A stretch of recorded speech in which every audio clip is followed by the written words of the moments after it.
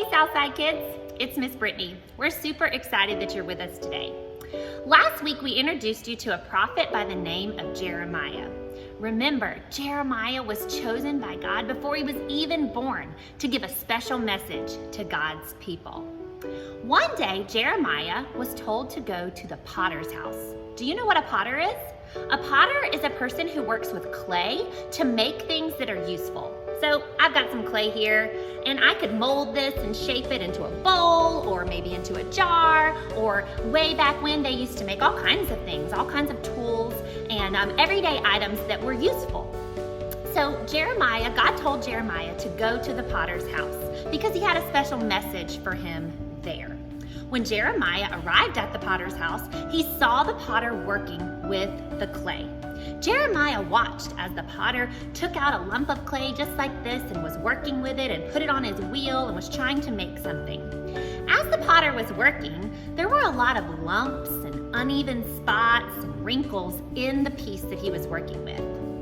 So instead of throwing it out or starting over, the potter just kept working with it. He kept molding it and shaping it and spinning it on that wheel. And finally, the potter was able to make something useful, something beautiful. Just like the clay responded to the potter's hands, it was able to be turned into something really awesome. But remember, the potter had to keep working with it because it had uneven spots, it had bumps, it had lumps, it wasn't perfect. You see, the potter had a plan for that piece of clay. When he looked at the piece that he first started with, he didn't see all the bad spots and the lumps and the things that were wrong with it. He saw what it could be if he kept working with it, and he knew the work that was going to need to go into it, and he knew what he would have to do to achieve that goal. While Jeremiah was watching him, before his eyes, that old lumpy piece of clay was turned into a beautiful piece of pottery that the potter could use. Let's listen, because this is the spot in the story where God gave a message to Jeremiah.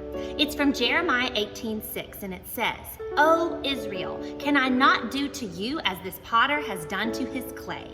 As the clay is in the potter's hand, so are you in my hand."